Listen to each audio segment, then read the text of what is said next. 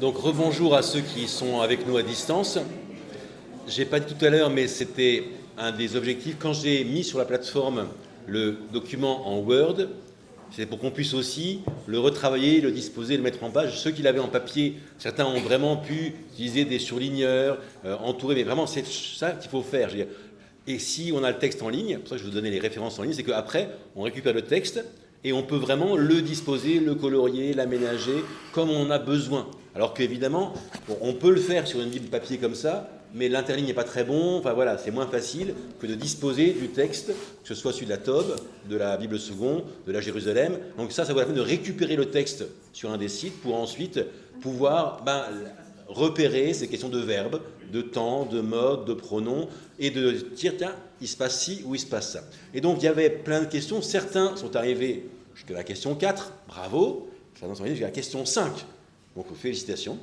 Et là, j'aimerais qu'on prenne pendant 5-10 minutes maxi, un temps de réaction. Alors, c'est pas ce que va penser votre groupe, mais ce que il vous reste comme question, qu'est-ce que vous aimeriez, soit c'est une découverte, soit c'est une question, voilà, qu'on se donne la parole, qu'on s'écoute, parce qu'une des choses qui est très frappante, paraît-il, dans l'enseignement occidental, c'est à quel point on n'est pas intéressés, nous les profs, par l'intelligence des étudiants.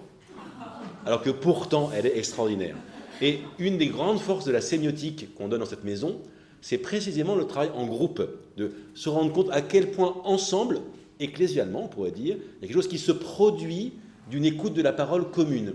Donc je crois vraiment que vous allez me dire des choses que je n'attends pas, d'autres que j'attends peut-être, mais voilà, donc c'est à vous la parole, il n'y a pas d'ordre, et c'est sûrement pas rendre compte du groupe, mais c'est qu'est-ce que moi j'ai entendu ou qu'est-ce que je voudrais comprendre davantage.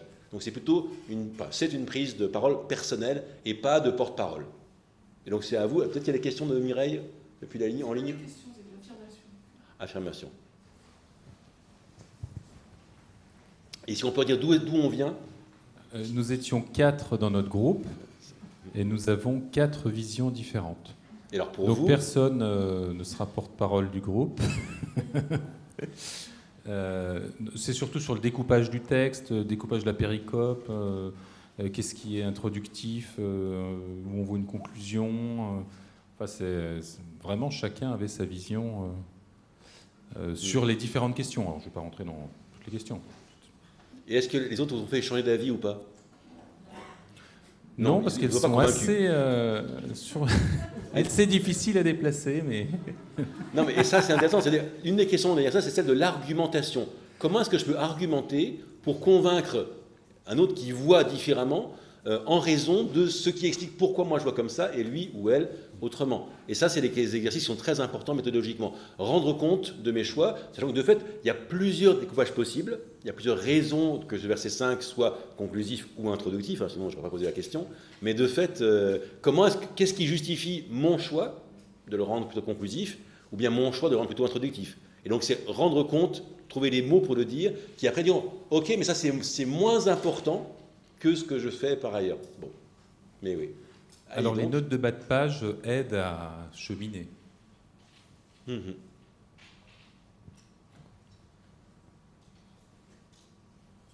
D'autres remarques? Même donc, si c'est Chicago, c'est bien. Hein. Alors c'est pas, enfin je ne sais pas d'ailleurs où c'est. Donc Colette qui fait remarquer le verset 13 que ce qui lui semble important, c'est l'expression « c'est Dieu qui fait en vous ».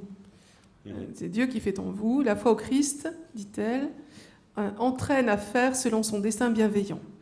Et il y avait une autre remarque, donc 972, ça doit être la Martinique. Jésus est fils de Dieu, il le sait, mais s'est abaissé, humilié au point d'être un simple homme afin de servir son Père. Il aurait pu faire autrement, mais il avait son objectif, nous racheter. Ça, c'est une question. Est-ce que vraiment il y a le rachat dans ce texte-là? On en reparlera tout à l'heure, hein, mais ce n'est pas absolument évident.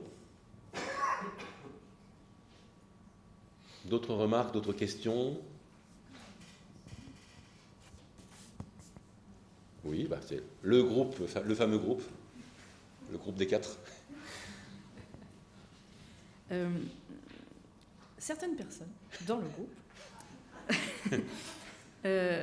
ont remarqué que certains termes pouvaient être difficiles à entendre parce qu'ils avaient été exploités dans l'histoire de France à d'autres escients. Par exemple, dites-nous, alors là... Bon plaisir. Hein? Bon plaisir. Ah, tel est mon bon plaisir, c'est ça? Le roi mettait quelqu'un à la Bastille en signant tel est mon bon plaisir. Donc les lettres de cachet, les lettres de cachet du roi. Pour son bon plaisir, moi j'ai été la première à dire que j'étais un petit peu Choquant. J'étais mal à l'aise de voir en lien Dieu qui opère en vous et son bon plaisir. Alors, parce que c'est une perception littérale hein, que j'ai des termes. Il y a sûrement autre chose derrière, mais voilà. C'est ça qui... Et puis après, on a débattu là-dessus. Et moi, pendant ça, je réfléchissais. Il me semble que quand les anges s'exclament à Noël, gloire à Dieu au plus haut des cieux, et sur la terre, paix aux hommes, et c'est le même mot, c'est eudokia. Donc le mot qui est rendu ici par bon plaisir, dans le gloire à Dieu, on dit paix sur la terre aux hommes qu'il aime, c'est comme ça qu'on dit. Mais voilà, mais de fait, c'est les hommes de sa bonne opinion, de son choix bon, eudokia, et c'est le même mot qui est donc en Philippiens 2,13 et en Luc 2,14, dans le gloire à Dieu, quand les anges disent paix sur la terre aux hommes, objet de sa complaisance, objet de sa bienfaisance, objet de, je ne sais plus comment on dit en latin déjà, pax in terra hominibus bone voluntatis. Bone voluntatis, on trouve la bonne volonté en latin. Voilà. Et donc, voilà, bonne volonté, c'est un président de bon plaisir. Je suis d'accord que bon plaisir peut être... Et c'est ça qui nous rappelle aussi qu'une traduction est un choix. Et qu'avoir, je vous ai dit, plusieurs traductions, c'est toujours utile. Voir la TOB, voir la NBS, voir la BJ, voir Chouraki éventuellement, pourquoi pas aussi. Hein. Ou d'autres, hein, Crampon, Hostie. Il y a de très très grandes traductions en français qui existent. Et après en anglais, n'en parlons pas. D'autres choses?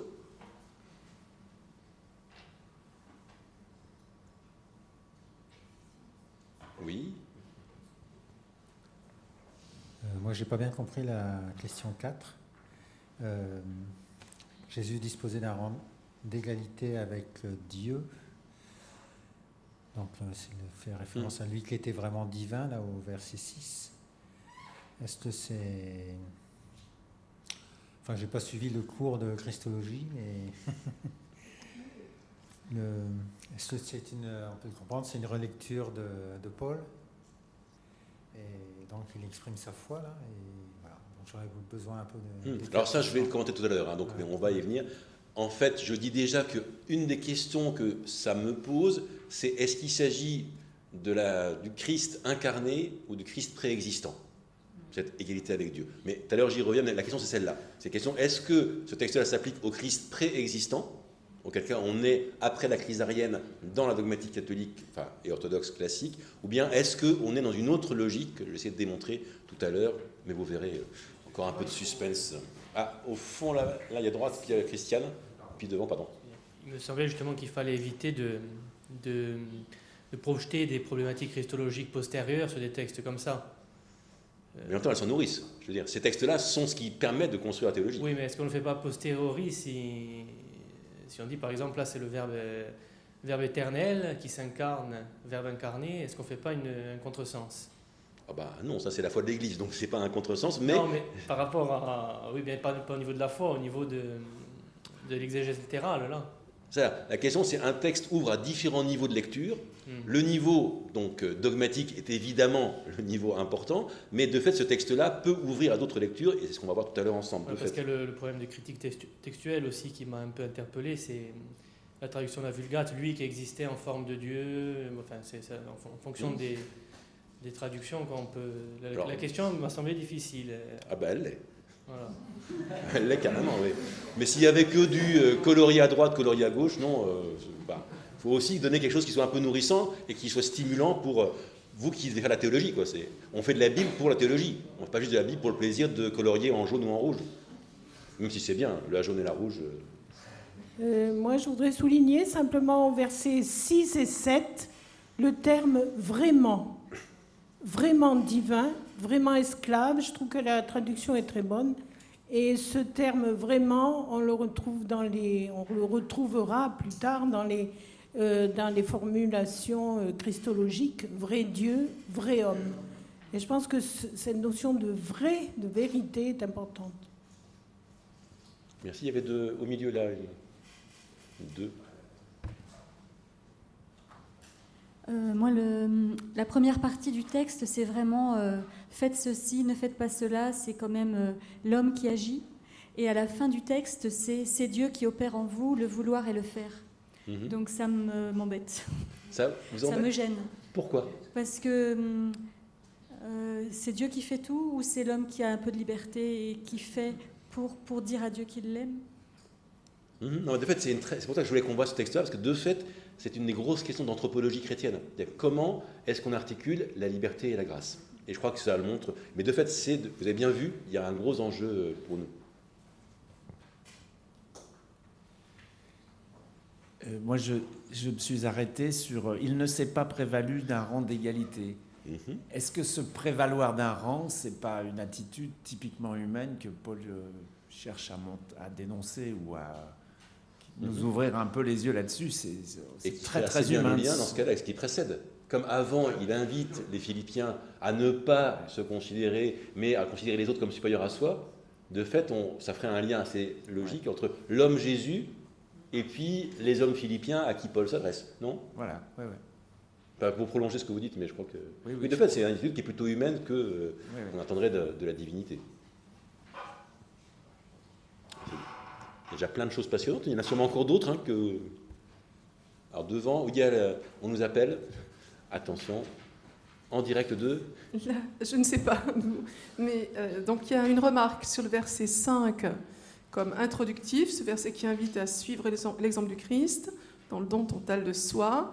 Et puis quelqu'un d'autre rebondit là-dessus en ligne en disant ce verset est aussi conclusif, les Philippiens doivent se conduire comme Jésus. Donc cette espèce de boucle. Et oui. Et donc je vais risquer déjà le mot qui sera la réponse. Il s'agit, mesdames et messieurs, d'un verset charnière. Avec ça, on n'a rien dit, mais je montrerai tout à l'heure pourquoi c'est important que ce le soit. Mais j'aurais plutôt tendance à le mettre avec la première partie. Pour moi, il est plutôt conclusif, même s'il est charnière. J'en dirai plus dans quelques instants. D'autres remarques, encore une fois, de rang de fond. On a entendu des questions théologiques très très importantes, et ça les stimule, ces questions-là, parce que c'est notre vie en Église, c'est ce qu'est le Christ. Enfin, on est dans le mystère même de ce qu'est notre foi.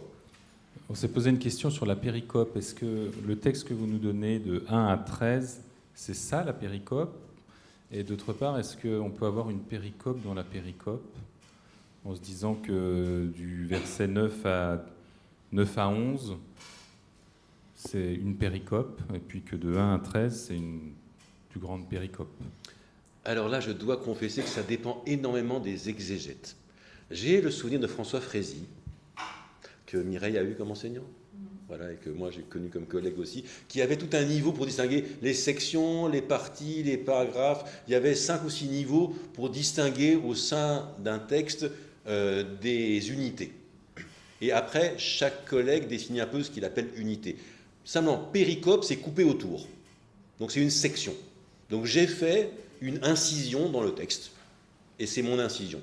Et de fait, une des questions importantes pour moi, quand je dois traiter un texte, c'est de justifier ma délimitation. Alors je ne le ferai pas, normalement on irait jusqu'à 18. Normalement on irait, mais je ne voulais pas, on n'avait pas le temps cet après-midi d'aller, il y a trop de questions dans les versets qui suivent. J'avais besoin des versets 12 et 13, parce qu'il y a la question de la liberté que je voulais absolument qu'on voit, mais les versets suivants, 14 à 18, sont la suite du texte, et de fait, il faudrait normalement aller de 1 à 18, où on aurait 1 à 5, avec le « vous », puis 6 à 11 avec « lui », puis de nouveau 12 à 18 avec « vous ». Et à partir du verset 19, on arrive à autre chose. Donc vous avez raison, la délimitation que je propose n'est pas satisfaisante, parce que le verset 14 devrait logiquement suivre après ce qu'on a ici. Mais donc le mot péricope en tant que tel veut simplement dire quelque chose qu'on a coupé autour, donc c'est une incision, une section, et donc après le mot, de fait, les versets 9 à 11 seraient une autre péricope. Mais il n'y a pas une unité telle dans 9 à 11, on ne peut pas se limiter à 9 à 11, parce qu'il faut savoir de qui on parle. Donc je pense qu'on peut avoir une péricope dans 6 à 11, autour du chemin du Christ, mais je ne pense pas de 9 à 11, ça serait donc une sous-partie de la péricope qu'on pourrait appeler, ce serait une question qu'on pourrait se poser, l'itinéraire du Christ. Si ça répond. Alors devant, derrière, devant. Du point de vue technique, Attends, mais... souvent, c'est qu'il y a on appelle l'inclusion, c'est-à-dire comme une réponse, un écho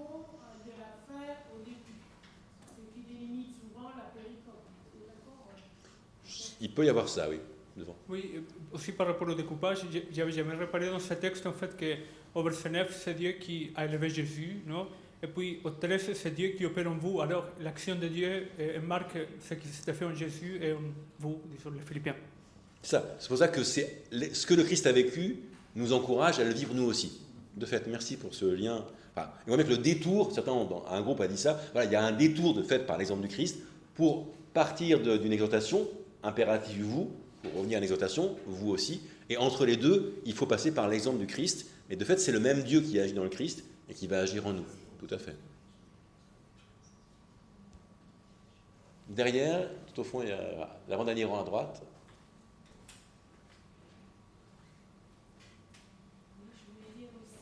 Non, ça marche pas bien, là, je sais pas.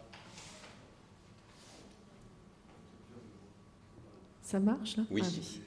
Donc là, Paul favorise un Christ crucifié qui s'humilie pour, à notre tour, que nous nous élevions. Et puis à la fin, il parle du salut. Il y a quand même l'histoire du salut. On n'a pas trop évoqué. Mettez en œuvre votre salut. Oui. On a trouvé que c'était important dans notre groupe. Et parce que, pour aller plus loin, pourquoi c'est important que le salut soit manifesté là? Alors c'est la voisine, d'accord, donc on dénonce la voisine. Non, mais ça faisait aussi écho à ce que vous avez dit tout à l'heure. Vous n'avez pas utilisé le mot de salut, mais on a trouvé que c'était quand même proche. Vous avez dû parler de rédemption, ou je ne sais plus le terme qui a été utilisé au début. Et il y a quand même la notion du salut qui est... Voilà. Et dans la logique du texte, nous, la façon dont on l'a appréhendé, c'est qu'il y a quand même effectivement tout cet impératif au début, avec ces exhortations, et à la fin, c'est quand même pour, alors la phrase exacte, je ne sais plus, mais pour obtenir, pour mettre en œuvre son salut. Donc ça nous paraissait, dans le sens du texte, quand même un élément important. Encore une ou deux, puis après je vais reprendre la parole pour 20 minutes.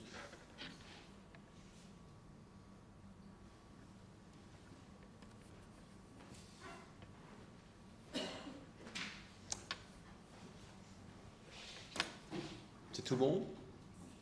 Ils sont paralysés, pétrifiés. Pas de nouvelles de Chicago? Non, ça attend ta réponse.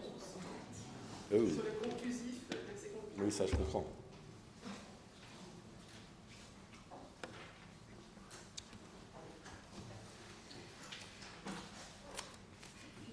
Donc, vous avez repéré que ce qui est sûr, c'est que les versets 1 à 4 vont ensemble.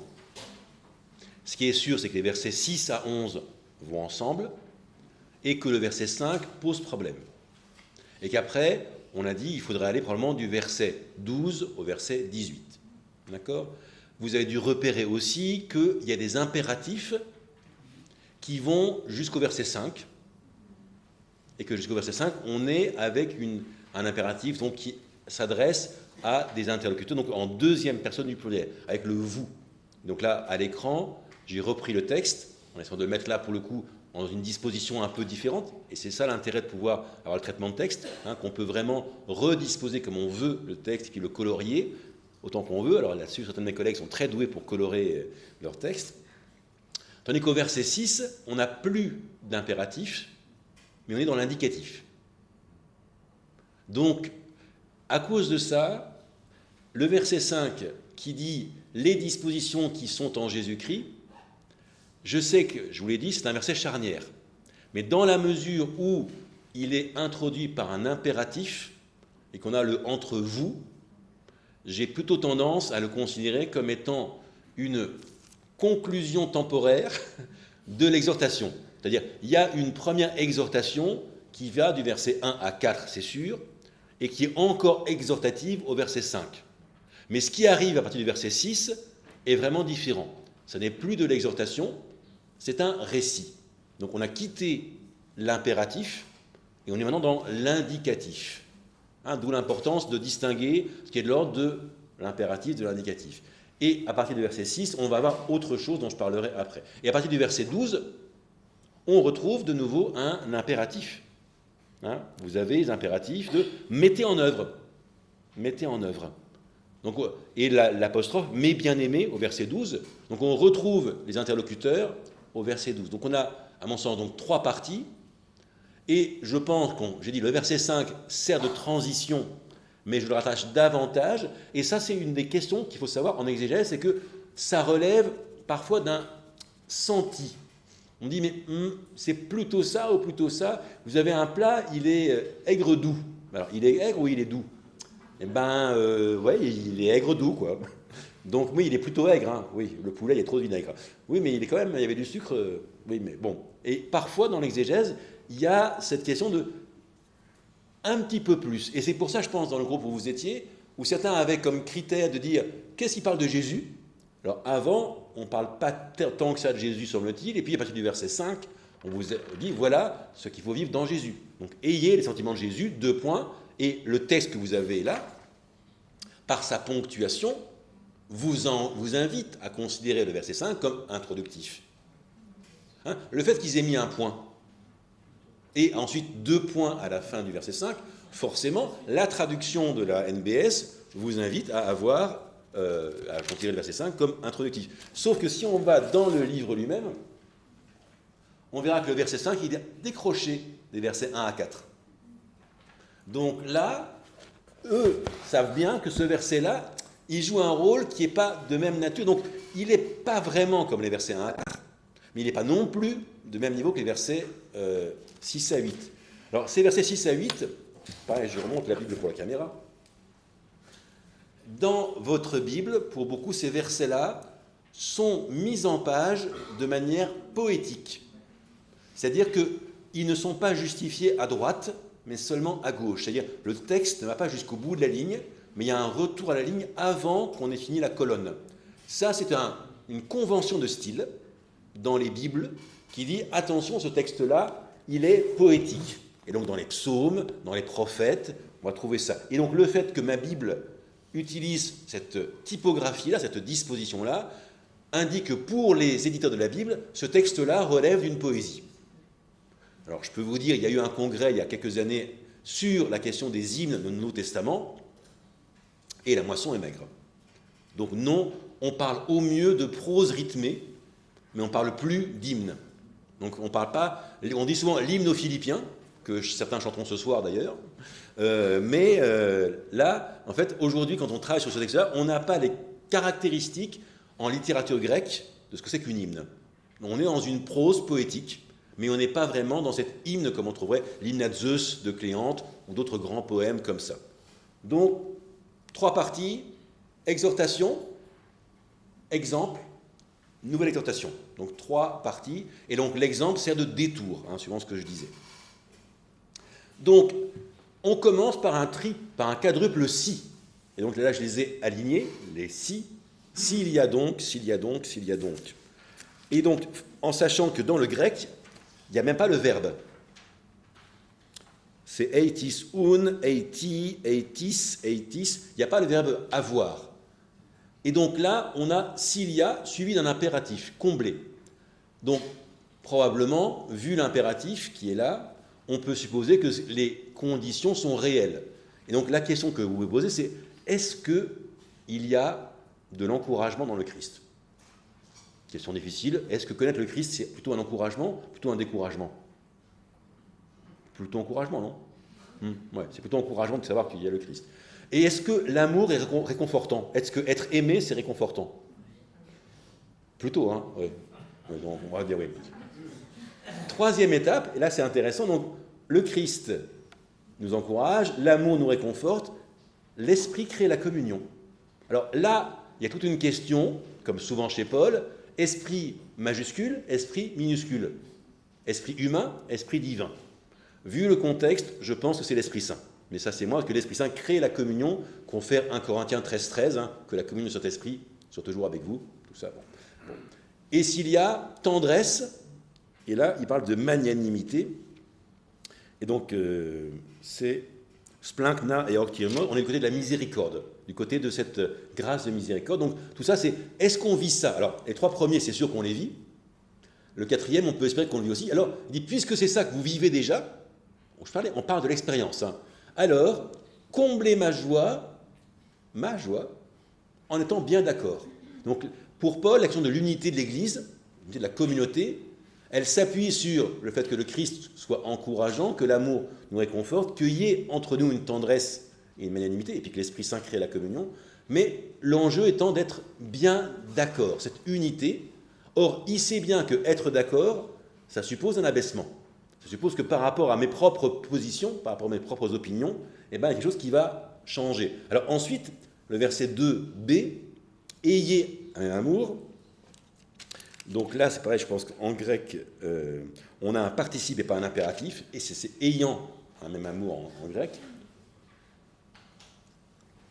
Amour, âme et pensée, là on est dans les catégories qui sont plutôt du monde grec. Et c'est important parce que Philippiens est une lettre où il n'y a quasiment rien comme citation biblique. Il y a très très peu. Là, il y a un tout petit peu dans l'hymne aux Philippiens tout à l'heure, avec Isaïe 45, 23, mais il n'y a pas grand-chose. D'où combler ma joie, et ne faites rien par ambition, avec cet impératif 3b, le estimer. Or, ce mot-là, il est vraiment important, parce que c'est donc le verbe egeomai en grec, estimer, qu'on va retrouver pour Jésus, qui n'a pas estimé comme un bien à saisir d'être égal à Dieu, qu'on va retrouver pour Paul, qui va considérer comme balayure tout ce qu'il avait avant. Estimer, comme un lien de cet impératif qui est demandé à la communauté. Bon, estimez les autres supérieurs à vous-même. Et parfois, là c'est une parenthèse plutôt pastorale que exégétique, je dis estimer les autres, ça ne veut pas dire considérer, considérer c'est un acte, c'est une volonté. Ce n'est pas forcément qu'on dit qu'ils le sont. Mais il y a un enjeu, il y a une prise de position qui est de dire je me situe en dessous. Je me situe comme étant inférieur à eux et je m'intéresse à eux pour les servir. Parce que l'enjeu, c'est ce qui était au début de la lettre, être esclave du Christ. Mais pour justifier ça, parce que sinon c'est juste des préceptes moraux, il faut que ce soit appuyé sur quelque chose qui s'est vécu. Quelque chose qui s'est vécu et que humainement on puisse vivre. Donc, les dispositions qui sont en Jésus-Christ, et j'avance à ma deuxième partie. Donc on a ces versets, lui qui était vraiment divin, c'est pas prévalu d'un rang d'égalité avec Dieu, mais il s'est vidé de lui-même, se faisant vraiment esclave, devenant semblable aux humains, reconnu à son aspect comme humain, il s'est abaissé lui-même en devenant obéissant jusqu'à la mort sur la croix. C'est pourquoi Dieu l'a souverainement exalté, lui a accordé le nom qui est au-dessus de tout nom, pour qu'au nom de Jésus, tout genou fléchisse, dans les cieux, sur le ciel et sur la terre, que toute langue reconnaisse que Jésus-Christ est le Seigneur, à la gloire de Dieu, le Père. Donc, comment est-ce qu'on peut organiser ces versets-là? Une ancienne proposition, 1928, mais qui reste intéressante, propose de faire 6 strophes de 3 vers. Là, l'idée d'une poésie, vraiment, et donc je vous ai mis là, vous retrouverez sur le PowerPoint, quels sont les vers qui sont considérés.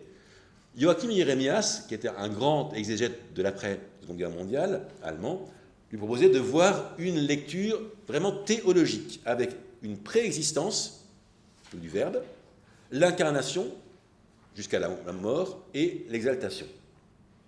Et avec Aletti, mais Faucon fait pareil, on est plutôt en train de dire qu'il n'y a que 2 parties. Il y a la partie où Jésus est sujet et la partie où Jésus est celui qui reçoit le nom, celui qui reçoit l'adoration. Donc il y a une partie où Jésus s'engage, une activité de Jésus, et il y a une partie où il y a une passivité de Jésus. Il n'y a que 2 parties, et que j'essaie de colorer comme ça. La première partie, c'est les versets 6 à 8.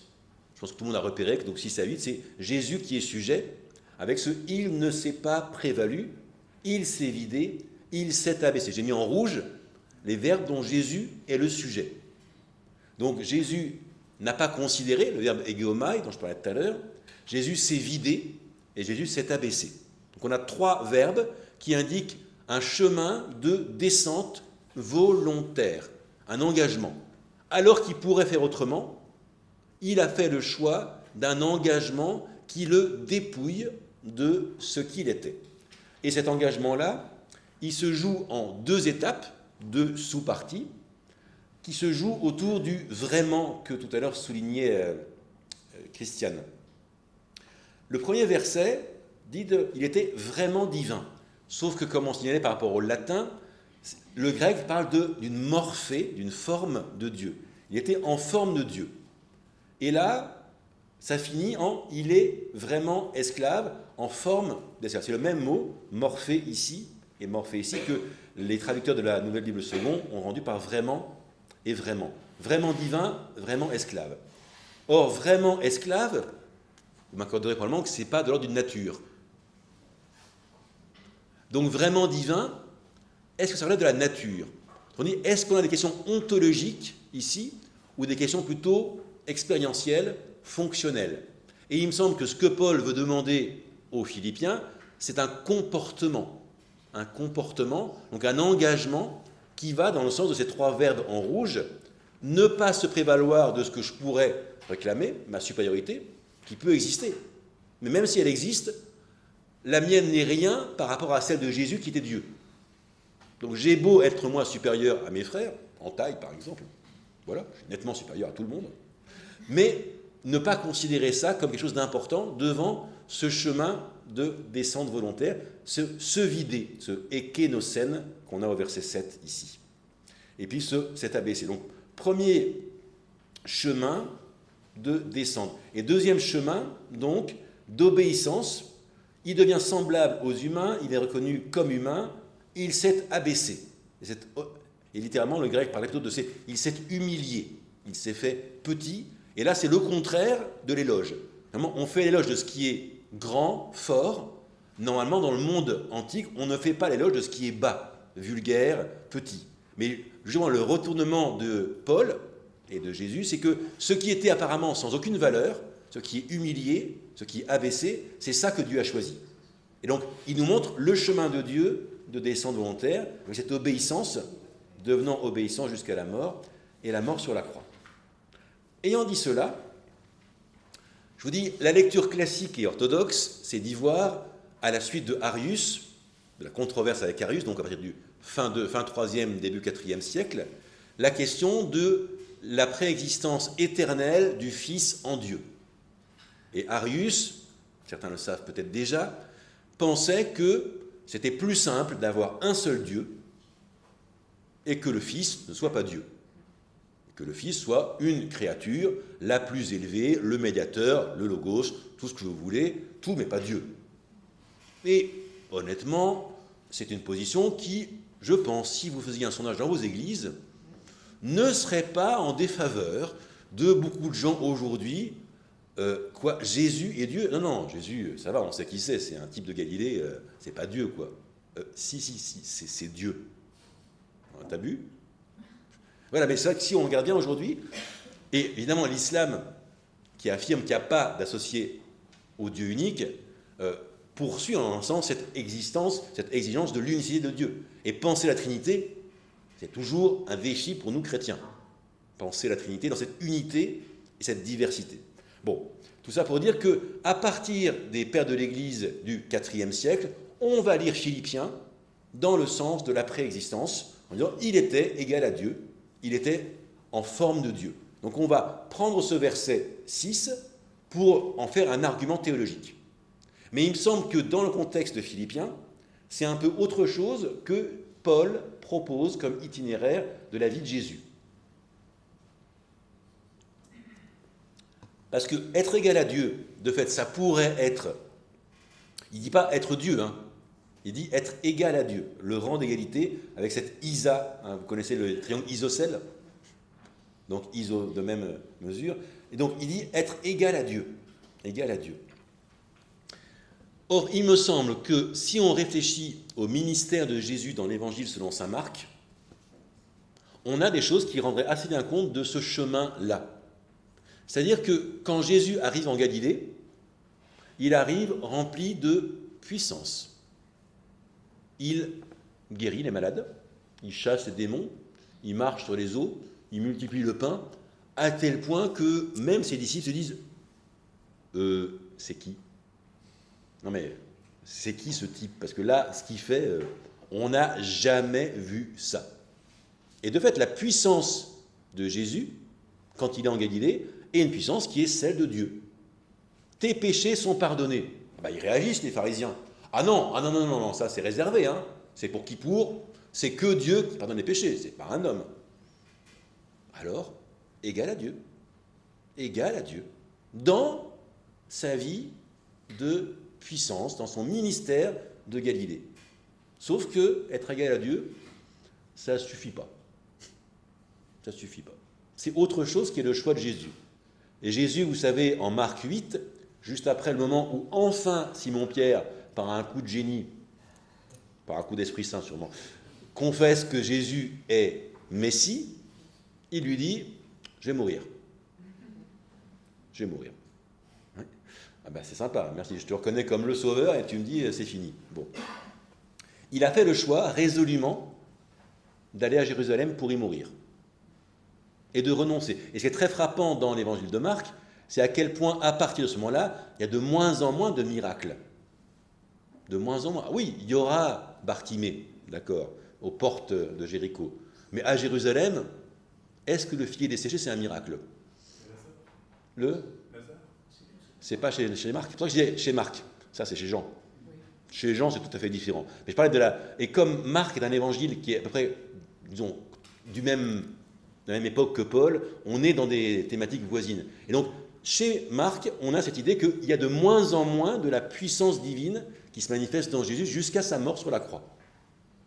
Et après ça, le pire, dans Marc, vous êtes assis, hein, c'est bien, c'est que Jésus n'apparaît pas. Jésus, dans Saint Marc, vous savez que ça se finit en Marc 16-8, que la finale, et il n'est pas de Marc, la finale 16-9 à suivant, et que donc, il y a juste un type qui vous dit, bah si c'est vrai, mais il faut partir. Et alors, on fait quoi, on te croit? Mais il n'y a pas le choix. Hein. Et les femmes ne disent rien à personne. Bon. Mais quelque chose de l'ordre du paradoxe, qui est l'ordre de dire, on ne sait pas. On ne sait pas. Et pourtant, il est ressuscité. Et pourtant, ce que Dieu voulait s'est accompli. Et donc je crois que là, on peut vraiment lire en même temps Marc, l'évangile selon saint Marc, et cette descente volontaire, sans forcément faire comme les pères de l'Église, qui vont, eux, amplifier leur visuel pour comprendre à quel point le Christ est Dieu de toute éternité et qu'il est le Fils engendré éternellement du Père, ce qui est aussi possible de lire dans ce texte-là. L'égalité avec Dieu, chez Paul, elle ne dit pas ça, mais ensuite, elle va le dire. Je pense à un autre mot paulinien, le mot de récapitulation en Éphésiens 1,10. Ce que saint Irénée de Lyon en fait est un déploiement extraordinaire, mais qui va beaucoup plus loin que Éphésiens 1,10. La récapitulation de l'univers par le Christ dans Éphésiens 1,10, c'est une question de supériorité, de résumé. Tandis que Irénée en fait un résumé, une reprise de Adam de manière extraordinaire. Donc il y a cette dimension patristique de relecture du mystère et d'avoir creusé le mystère pour dire il y a déjà ça, mais il y a plus que ça. La source continue à donner à boire. Et donc cette source-là des Philippiens, elle donne à boire, quand on est Philippiens, pour les encourager à suivre le chemin du Christ, pas la puissance charismatique, mais l'obéissance volontaire et la soumission les uns aux autres. Et ensuite, elle est reprise par les pères de l'Église pour lutter contre Arius, pour dire, mais il y a aussi dans ce texte-là davantage, ne lis pas seulement ça, mais lis aussi cette égalité avec Dieu depuis toute éternité. D'où les deux niveaux que j'essaie de faire entre, je pense, ce qui serait de la manière pour Paul de convaincre, avec ce qu'on racontait de Jésus, Jésus qui s'est humilié, qui a choisi de renoncer à la puissance jusqu'à aller à Gethsémani, jusqu'à la croix, cette obéissance de Gethsémani, et puis, c'est pas fini. Et puis, c'est pas fini. Dieu l'a souverainement exalté, souverainement élevé. Or, là, on ne dit pas du tout qu'il est mort pour notre salut. Là, il n'y a pas question de mort pour nos péchés dans cette histoire-là. Simplement, son chemin est un chemin d'obéissance à Dieu. Point. Il s'agit d'obéir à Dieu. Ce que Dieu va en faire, c'est son affaire. Bon, et Dieu élève. Il n'y a même pas le mot de résurrection, mais il est descendu, abaissement, et par rapport à cet abaissement, il y a le contraste, abaissement, élévation. En bas, en haut. Donc là, c'est un phénomène plutôt géographique, entre en bas et en haut, qui est posé. Dieu l'a souverainement exalté, élevé, et lui a accordé le nom qui est au-dessus de tout nom. Donc là, le don de Dieu, et donc Jésus qui est passif, Jésus qui reçoit une position souveraine, Jésus qui reçoit un nom souverain aussi, au-dessus de tout nom, et que ce nom est tellement souverain que l'univers entier manifeste cela à travers le fait que tout genou fléchisse et que toute langue reconnaisse. Et là, il y a une citation implicite de Isaïe 45, 23. que Jésus est le Seigneur. Et donc, je posais là deux questions, enfin, deux points pour finir là-dessus, avant d'arriver à la conclusion. Donc, il y a, de fait, ce que j'appelle un effacement de soi qui est exemplaire. Donc, ces versets 6 à 11 sont un exemple, un itinéraire exemplaire. Il s'agit de le connaître, de participer à ses souffrances, donc cette humiliation volontaire, et d'avoir part à sa résurrection. Donc oui, c'est exemplaire d'avoir mis ça entre l'exhortation 1 et la conclusion 2.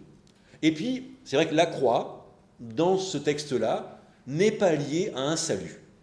Mais le salut va venir après, vous l'avez bien pointé au verset 12, hein, travaillez votre salut. Mais là, c'est Dieu qui s'en occupe. Il n'a pas fait ça en vue d'eux. En vue d'eux. Je conclus dans 20 secondes, ça va être difficile, mais ça ne marchera pas.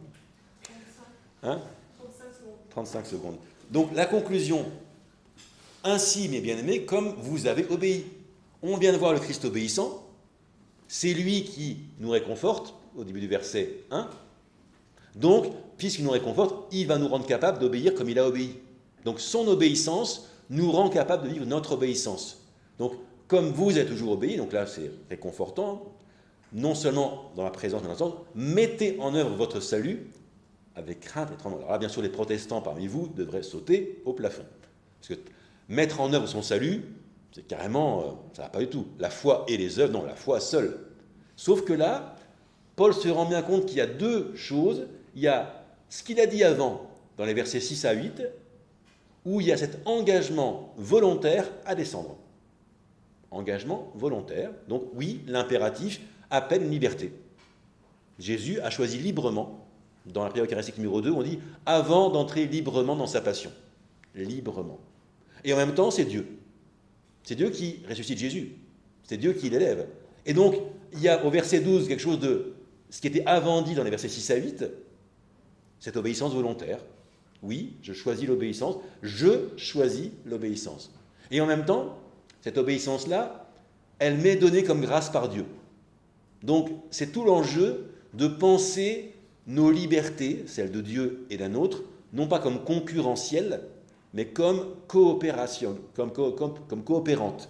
Cette coopération à la grâce, alors c'est théologie morale, hein, pour le coup, Mireille, je suis plutôt en théologie morale là, mais cette idée que quand Dieu agit en nous, c'est pour nous rendre libres. L'œuvre de Dieu telle qu'elle se manifeste dans la Bible, c'est un Dieu de libération depuis l'Exode jusqu'au Nouveau Testament.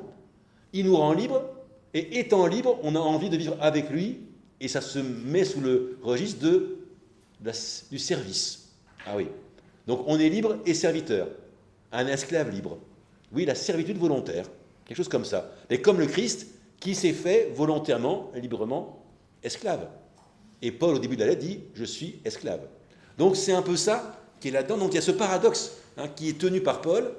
C'est à nous d'agir, et c'est jamais sans la grâce de Dieu. Et même le vouloir dépend de Dieu, et l'agir aussi. Donc c'est le même mot presque qui a agi. Et là c'est katargazo, et là c'est energeo. Mais il faut vouloir, mais c'est Dieu qui veut. Il faut agir, mais c'est Dieu qui agit. Alors c'est l'un ou c'est l'autre? Eh bien c'est les deux. Comme si on pose la question en Christologie, le Christ il est 100% homme et 100% Dieu. Ça marche comment ça? Non, 50-50, non? Ben non, 100 et 100. Alors dans votre vie d'obéissance à Dieu, c'est vous qui obéissez et c'est pas sans Dieu. Donc c'est ça qui est en jeu. Donc pour vivre en Église, s'il n'y a pas le Christ, ça ne marchera pas parce qu'on n'a pas cet exemple-là. Mais il y a le Christ. Alors je voulais faire un point sur Philippiens 3 avec Paul, mais je ne le ferai pas. Voilà. Et les conclusions, je pense qu'on a déjà compris l'essentiel au niveau de la Christologie. On peut juste prendre des questions? Oui. Donc voilà, ce que je voulais dire, c'est qu'on a dans ce texte-là, je crois, quelque chose qui essaie d'articuler la vie en Église au mystère du Christ. Et qui met en valeur surtout cette dimension d'une unité qui dépend de l'obéissance. Qui dépend d'une obéissance, mais cette obéissance, elle est une obéissance à l'amour, une obéissance à celui qui m'envoie, à ce Père qui est révélé par Jésus-Christ. Donc le Christ révèle le Père, l'Église manifeste ça, mais ça passe de fait par un engagement de ma liberté, comme le Christ s'est engagé librement, et comme Paul s'est aussi engagé librement. C'était ce texte-là, je considère tout comme une perte À cause de lui, j'ai accepté de tout perdre afin d'être trouvé en lui. Afin d'être trouvé en lui.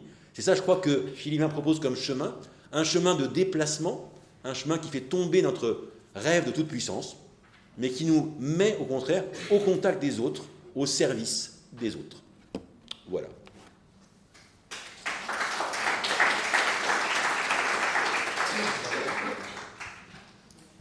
Merci beaucoup, François. Je crois que vraiment, ça a été une belle leçon, non? Et ça a été une leçon sur plusieurs points. Sur le fond, sur la méthode aussi exégétique, et je pense que désormais, tout va changer dans les examens de théo en ligne, en Bible, au moins en Bible. Je n'oserais pas m'engager pour le reste. Mais merci encore pour la façon dont tu nous as fait procéder et qui a permis à la fois un travail personnel, et c'est peut-être une chose importante à redire, le travail intellectuel, il commence toujours par un travail personnel, mais aussi l'intérêt que ça a de travailler avec d'autres. Donc on vous espère nombreux à la fois déjà dans les cours à partir de mardi, à partir du second mardi pour ceux qui ont des cours annuels, il y en a quelques-uns ici, et puis aussi participants à tout ce qui est possible de participer ensemble parfois. Je sais que certains me disaient ce matin, les forums, c'est pas facile, mais peut-être qu'il y a des possibilités d'avancer un petit peu dans ce sens-là. Et puis à la prochaine journée, qui sera, alors je ne sais pas la date par cœur, mais vous la saurez bien au mois de mars, il me semble. Voilà, et merci encore à François pour ce bon temps.